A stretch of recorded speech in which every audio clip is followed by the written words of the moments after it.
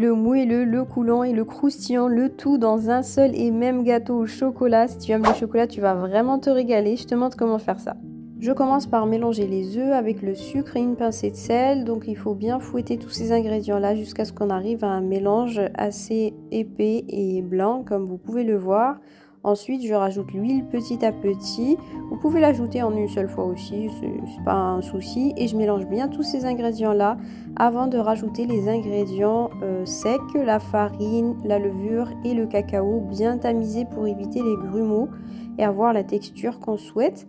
Donc on obtient un mélange qui est plutôt épais et là on rajoute le lait et le beurre que j'ai fait chauffer. Donc il faut les faire bouillir et les rajouter au mélange qu'on a préparé.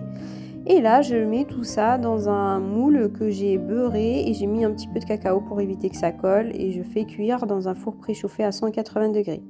Ici, je prépare la sauce, donc je mélange tous les ingrédients à sec, donc le lait, la maïzena, le cacao et le sucre. Et ensuite, je fais chauffer jusqu'à ce que le mélange épaississe. Regardez la texture. Hors feu, je rajoute le beurre et c'est déjà prêt.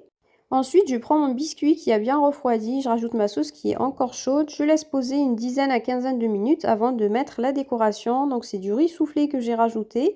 Ensuite, une dernière couche de cacao et c'est déjà prêt, il ne te reste plus qu'à te régaler. Tu peux remplacer le riz soufflé par le chocolat râpé.